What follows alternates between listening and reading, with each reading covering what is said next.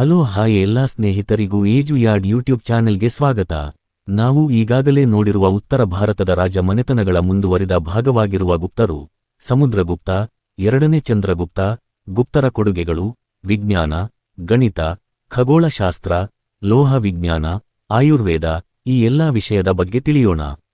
Like ಮಾಡಿ, share ಮಾಡಿ, subscribe ಮಾಡಿ. ಗುಪ್ತರು, ಮೌರ್ಯರ ನಂತರ ಸಾಮ್ರಾಜ್ಯ ಕಟ್ಟಿದವರು ಗುಪ್ತರು. ಗುಪ್ತವಂಶವು ಭಾರತದ ಮಹತ್ವದ ರಾಜಮನೆತನವಾಗಿದೆ. ಗುಪ್ತರ ರಾಜಧಾನಿ ಪಾಟಲಿಪುತ್ರವಾಗಿದೆ. ಈ ವಂಶದಲ್ಲಿ ಸಮುದ್ರಗುಪ್ತ ಮತ್ತು ಎರಡನೇ ಚಂದ್ರಗುಪ್ತ ಪ್ರಸಿದ್ಧರಾದ ದೊರೆಗಳು. ಸಮುದ್ರಗುಪ್ತನು ಮಹಾಪರಾಕ್ರಮಿ. ಅವನ ದಿಗ್ವಿಜಯವನ್ನು ಕುರಿತು ಅಲಹಾಬಾದಿನ ಸ್ತಂಭದ ಮೇಲಿನ ಶಾಸನವೊಂದು ವಿವರ ನೀಡುತ್ತದೆ. ಈ ಶಾಸನವನ್ನು ಸಮುದ್ರಗುಪ್ತನ ಆಸ್ಥಾನ ಕವಿ ಹರಿಸೇನ ರಚಿಸಿದನು. ಅದರಂತೆ ಸಮುದ್ರಗುಪ್ತನು ಉತ್ತರ ಭಾರತದ 9 ರಾಜರನ್ನು ಸೋಲಿಸಿದನು. ಅವನ ಪ್ರಚಂಡ ಸೈನಿಕ ಶಕ್ತಿಯನ್ನು ಅರಿತೇ ಅಲ್ಲಿಯ ಇನ್ನಿತರ ರಾಜರು ತಾವಾಗಿಯೇ ಶರಣಾದರು. ದೂರದ ಅಫ್ಘಾನಿಸ್ತಾನದ ಕುಶಾನ ದೊರೆಗಳು ಗುಜರಾತಿನ ಸತ್ರಪರು, ಶಕರು ಸಮುದ್ರಗುಪ್ತನ ಪರಮಾಧಿಕಾರವನ್ನು ಒಪ್ಪಿಕೊಂಡರು. ನಂತರ ದಕ್ಷಿಣ ಭಾರತದ ದಂಡಯಾತ್ರೆ ಕೈಗೊಂಡ ಸಮುದ್ರಗುಪ್ತನು ದಕ್ಷಿಣದ 12 ಮಂದಿ ರಾಜರನ್ನು ಸೋಲಿಸಿದನು. ಅವರಲ್ಲಿ ಕಂಚಿಯ ರಾಜನು ಒಬ್ಬನು. ಈ ದಂಡಯಾತ್ರೆಯ ನೆನಪಿಗಾಗಿ ಅಶ್ವಮೇಧಯಾಗವನ್ನು ಮಾಡಿಸಿದನು. ಸಮುದ್ರಗುಪ್ತನು ವಿದ್ಯಾಪೋಷಕನಾಗಿದ್ದನು. ಸ್ವತಃ ಕವಿ ಹಾಗೂ ಸಂಗೀತಗಾರನಾಗಿದ್ದ. ಆತನು ಕವಿರಾಜ ಎಂಬ ಬಿರುದನ್ನು ಧರಿಸಿದ್ದನು. ಅವನು ವೀಣೆ ನುಡಿಸುವ ಚಿತ್ರವಿರುವ ನಾಣ್ಯಗಳು ದೊರೆತಿವೆ. ವಸುಬಂಧು ಎಂಬ ಹಿರಿಯ ಬೌದ್ಧ ವಿದ್ವಾಂಸ ಅವನ ಮಂತ್ರಿಯಾಗಿದ್ದನು. ಸಮುದ್ರಗುಪ್ತನ ಚಿನ್ನದ ನಾಣ್ಯಗಳು ಗುಪ್ತ ಸಾಮ್ರಾಜ್ಯದ ಶಕ್ತಿ, ಸಂಪತ್ತು ಹಾಗೂ ವೈಭವವನ್ನು ಪ್ರತಿಬಿಂಬಿಸುತ್ತವೆ. ಎರಡನೆಯ ಚಂದ್ರಗುಪ್ತ. ಸಮುದ್ರಗುಪ್ತನ ಪುತ್ರ ಹಾಗೂ ಉತ್ತರಾಧಿಕಾರಿಯಾದ ಎರಡನೆಯ ಚಂದ್ರಗುಪ್ತನು ಯುದ್ಧ ಕಲೆಯಲ್ಲಿ ನಿಪುಣನಾಗಿದ್ದನು. ಗುಜರಾತಿನಲ್ಲಿ 3 ಶತಮಾನಗಳಿಗಿಂತಲೂ ಹೆಚ್ಚು ಕಾಲ ಆಳ್ವಿಕೆ ನಡೆಸುತ್ತಿದ್ದ ಸತ್ರಪರನ್ನು, ಶಕರು, ಚಂದ್ರಗುಪ್ತನು ಸೋಲಿಸಿದನು. ಇದು ಅವನ ಮುಖ್ಯ ಸೈನಿಕ ಸಾಧನೆಯಾಗಿತ್ತು. ಅವನಿಗೆ ವಿಕ್ರಮಾದಿತ್ಯ ಎಂಬ ಬಿರುದಿತ್ತು.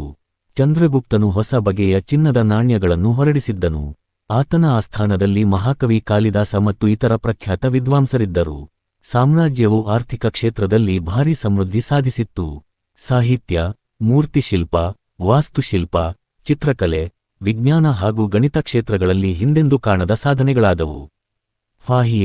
ಫಾಹಿಯನ್ ಚೀನಾ ದೇಶದ ಬೌದ್ಧ ಭಿಕ್ಷು. ಬೌದ್ಧ ಧರ್ಮದ ತವರನ್ನು ನೋಡಬೇಕೆಂಬ ಹಂಬಲದಿಂದ ಪ್ರಯಾಸಪಟ್ಟು ಭಾರತಕ್ಕೆ ಬಂದನು. ಅದು ಎರಡನೇ ಚಂದ್ರಗುಪ್ತನ ಆಳ್ವಿಕೆ ಕಾಲವಾಗಿತ್ತು. ಭಾರತದ ಅನುಭವಗಳನ್ನು ಫಾಹಿಯಾನ್ ತನ್ನ ಕೃತಿ ಫೋ ಕೋಕಿ ಯಲ್ಲಿ ದಾಖಲಿಸಿದ್ದಾನೆ. ಅವನ ಪ್ರಕಾರ ಗುಪ್ತ ಸಾಮ್ರಾಜ್ಯದಲ್ಲಿ ಅಪರಾಧಗಳು ಅಪರೂಪವಾಗಿದ್ದವು. ಆಡಳಿತ ಜನಪರವಾಗಿತ್ತು. ದೇಶ ಸಂಚಾರ ಸುಗಮವಾಗಿತ್ತು. ಫಾಹಿಯಾನ್ ಭಾರತದಲ್ಲಿ ಅನೇಕ ವರ್ಷ ಪ್ರವಾಸ ಮಾಡಿ ಬೌದ್ಧ ಕ್ಷೇತ್ರಗಳನ್ನು ಸಂದರ್ಶಿಸಿದನು. ಹಲವು ಬೌದ್ಧ ಧರ್ಮಗ್ರಂಥಗಳೊಂದಿಗೆ ತನ್ನ ದೇಶಕ್ಕೆ ಹಿಂತಿರುಗಿದನು. ಅವುಗಳನ್ನು ಚೀನೀ ಭಾಷೆಗೆ ಅನುವಾದ ಮಾಡಿದನು. ಗುಪ್ತರ ಕೊಡುಗೆಗಳು. ಸಂಸ್ಕೃತ ಸಾಹಿತ್ಯ. ಗುಪ್ತರ ಕಾಲದಲ್ಲಿ ರಾಜಾಶ್ರಯದಿಂದ ಸಂಸ್ಕೃತ ಸಾಹಿತ್ಯವು ಸಮೃದ್ಧವಾಗಿ ಬೆಳೆಯಿತು. ಕಾಳಿದಾಸನು ಗುಪ್ತಕಾಲದ ಮಹಾಕವಿ. ಈತನು ಜಗತ್ತಿನ ಶ್ರೇಷ್ಠ ನಾಟಕಕಾರರಲ್ಲಿ ಒಬ್ಬನಾಗಿದ್ದಾನೆ. ಎರಡನೇ ಚಂದ್ರಗುಪ್ತನ ಆಸ್ಥಾನವನ್ನು ಅಲಂಕರಿಸಿದ್ದ 9 ಮಂದಿ ನವರತ್ನ ರಲ್ಲಿ ಈತನು ಒಬ್ಬನಾಗಿದ್ದನು. ಕಾಳಿದಾಸನು 4 ಕಾವ್ಯಗಳು ಮತ್ತು 3 ನಾಟಕಗಳನ್ನು ರಚಿಸಿದ್ದಾನೆ. ಅಭಿಜ್ಞಾನ ಶಾಕುಂತಲಂ ಆತನ ಶ್ರೇಷ್ಠ ನಾಟಕ. ಅವನನ್ನು ಕವಿಕುಲ ಗುರು ಎಂಬುದಾಗಿ ಪ್ರಶಂಸೆ ಮಾಡಲಾಗಿದೆ. ಮೃಚ್ಛಕಟಿಕ ಬರೆದ ಶೂದ್ರಕ ಮತ್ತು ಮುದ್ರಾರಾಕ್ಷಸ ಬರೆದ ವಿಶಾಖದತ್ತ ಆ ಕಾಲದ ಇತರ ಪ್ರಸಿದ್ಧ ನಾಟಕಕಾರರು. ವಿಷ್ಣು ಶರ್ಮನ ಪಂಚತಂತ್ರ ಎಂಬ ಕಥಾಸಂಗ್ರಹವು ಇದೇ ಕಾಲಕ್ಕೆ ಸೇರಿದೆ. ಅಮರಸಿಂಹನ ಅಮರಕೋಶ ಎಂಬ ಶಬ್ದಕೋಶವು ಒಂದು ಅಪರೂಪದ ಕೃತಿ. ಅದು ಇಂದಿಗೂ ಬಳಕೆಯಲ್ಲಿದೆ. ದೇವಾಲಯ ವಾಸ್ತುಶಿಲ್ಪ. ನಮ್ಮ ದೇಶದಲ್ಲಿ ದೇವಾಲಯ ನಿರ್ಮಾಣ ವಾಸ್ತು ಆರಂಭಗೊಂಡಿದ್ದು ಗುಪ್ತರ ಕಾಲದಲ್ಲಿ. ಮಧ್ಯಪ್ರದೇಶದ ಸಾಂಚಿಯ ದೇವಾಲಯವು ಭಾರತದ ಪ್ರಾಚೀನ ದೇವಾಲಯವಾಗಿದೆ. ಗುಪ್ತರ ಇತರ ದೇವಾಲಯಗಳು ಮಧ್ಯಪ್ರದೇಶದ ಬೀತರ್ ಗಾಮ್ ಮತ್ತು ದೇವಗಢದಲ್ಲಿವೆ. ದೇವಗಢದ ದಶಾವತಾರ ದೇವಾಲಯದಲ್ಲಿರುವ ವಿಷ್ಣುವಿನ ಮೂರ್ತಿಶಿಲ್ಪ ಸುಂದರವಾಗಿದೆ. ಸ್ತೂಪ ಮತ್ತು ಚೈತ್ಯಾಲಯ. ಸಾರನಾಥದಲ್ಲಿರುವ 128 ಅಡಿ ಎತ್ತರದ ಧಮೇಕ್ ಸ್ತೂಪವು ಗುಪ್ತರ ಕಾಲದ ಅನುಪಮ ನಿರ್ಮಾಣವಾಗಿದೆ. ಚಿತ್ರಕಲೆ. ಗುಪ್ತರ ಕಾಲದಲ್ಲಿ ಬಂಡೆಯನ್ನು ಕೊರೆದು ಮಾಡಿದ ಬೌದ್ಧ ವಿಹಾರ ಮತ್ತು ಗುಹಾಲಯಗಳು ಅಜಂತ ಮತ್ತು ಎಲ್ಲೋರಾ ಎಂಬಲ್ಲಿವೆ. ಅಜಂತಾದ ಗುಹಾಲಯಗಳಲ್ಲಿ ಗೋಡೆ ಮತ್ತು ಛಾವಣಿಗಳ ಮೇಲೆ ಚಿತ್ರಗಳು ಜಗದ್ವಿಖ್ಯಾತವಾಗಿವೆ, ಪ್ರಸಿದ್ಧವಾಗಿವೆ.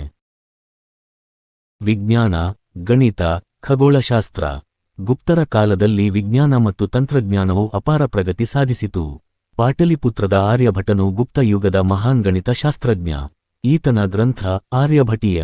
ಆರ್ಯಭಟನು ಗ್ರಹಣಗಳ ಕಾರಣವನ್ನು ಕಂಡುಹಿಡಿದನಲ್ಲದೆ ಬೀಜಗಣಿತ ಮತ್ತು ತ್ರಿಕೋನಮಿತಿಗೆ ಮಹತ್ತರವಾದ ಕೊಡುಗೆ ನೀಡಿದನು. ಅವನು ಇಷ್ಟೊಂದು ಸಾಧನೆ ಮಾಡಿದ್ದು ಕೇವಲ 23 ವರ್ಷದವನಾಗಿದ್ದಾಗಲೇ. ಬ್ರಹ್ಮಗುಪ್ತ ಆ ಕಾಲದ ಇನ್ನೊಬ್ಬ ಗಣಿತ ವಿದ್ವಾಂಸ. ಶ್ರೇಷ್ಠ ಖಗೋಳಶಾಸ್ತ್ರಜ್ಞ ವರಾಹಮಿಹಿರನು ಇದೇ ಕಾಲದವನು. ಲೋಹ ವಿಜ್ಞಾನ. ಗುಪ್ತರ ಕಾಲದಲ್ಲಿ ಲೋಹ ವಿಜ್ಞಾನವು ಗಣನೀಯ ಮುನ್ನಡೆ ಸಾಧಿಸಿತ್ತು. ದೆಹಲಿಯ ಕುತುಬ್ ಮಿನಾರಿನ ಸಮೀಪವಿರುವ ಮೆಹರೌಲಿ ಕಬ್ಬಿಣದ ಕಂಬವು ಇದಕ್ಕೊಂದು ಉದಾಹರಣೆ. ಈ ಕಂಬವು 1500 ವರ್ಷಗಳಷ್ಟು ಹಳೆಯದಾದರೂ ಅದಕ್ಕೆ ತುಕ್ಕು ಹಿಡಿದಿಲ್ಲ ಮತ್ತು ಸ್ವಲ್ಪವೂ ಸವೆದಿಲ್ಲ. ಇದೇ ಕಾಲದ 8 ಅಡಿ ಎತ್ತರವಿರುವ ತಾಮ್ರದ ಬುದ್ಧನ ವಿಗ್ರಹವು ನಳಂದದಲ್ಲಿದೆ. ಆಯುರ್ವೇದ. ಗುಪ್ತರ ಕಾಲದ ವಾಗ್ಭಟನು ಚರಕ ಸಂಹಿತೆ ಯ ಸಾರವನ್ನು ಸಿದ್ಧಪಡಿಸಿದನು. ಅದುವೇ ಅಷ್ಟಾಂಗ ಹೃದಯ ಸಂಹಿತ. ಇದು ಆಯುರ್ವೇದದ ಪ್ರಮುಖ ಶಾಸ್ತ್ರಗ್ರಂಥವಾಗಿದೆ. ಪ್ರಾಚೀನ ಭಾರತದಲ್ಲಿ ಶಸ್ತ್ರಚಿಕಿತ್ಸೆಯು ಸಾಕಷ್ಟು ಪ್ರಗತಿ ಹೊಂದಿತ್ತು. ಶಸ್ತ್ರಚಿಕಿತ್ಸಕರು 127 ಬಗೆಯ ಶಸ್ತ್ರಚಿಕಿತ್ಸಾ ಉಪಕರಣವನ್ನು ಬಳಸುತ್ತಿದ್ದರು. ದೇಹದೊಳಗೆ ಸೇರಿಕೊಂಡ ಕಬ್ಬಿಣ, ಕಲ್ಲುಗಳನ್ನು ಹೊರತೆಗೆಯುತ್ತಿದ್ದರು. ಪಾದರಸವನ್ನು ಔಷಧಿಯಾಗಿ ಮೊದಲ ಬಾರಿಗೆ ಬಳಕೆಗೆ ತಂದ ಕೀರ್ತಿ ಭಾರತೀಯ ವೈದ್ಯರಿಗೆ ಸಲ್ಲುತ್ತದೆ. ಈವರೆಗೆ ನಾವು ಉತ್ತರ ಭಾರತದ ರಾಜ ಮನೆತನಗಳಲ್ಲಿ ಗಂಧರ್ವರ ಬಗ್ಗೆ ತಿಳಿದುಕೊಂಡೆವು. ಮುಂದಿನ ವಿಡಿಯೋದಲ್ಲಿ ವರ್ಧನರು, ಹರ್ಷವರ್ಧನ, ಹ್ಯೂಯನ್ ತ್ಸಾಂಗ್, ನಳಂದ ವಿಶ್ವವಿದ್ಯಾಲಯ ಈ ಎಲ್ಲಾ ವಿಷಯದ ಬಗ್ಗೆ ಮುಂದಿನ ವಿಡಿಯೋದಲ್ಲಿ ತಿಳಿಯೋಣ. ಲೈಕ್ ಮಾಡಿ, ಶೇರ್ ಮಾಡಿ, ಸಬ್ಸ್ಕ್ರೈಬ್ ಮಾಡಿ. ಧನ್ಯವಾದಗಳು.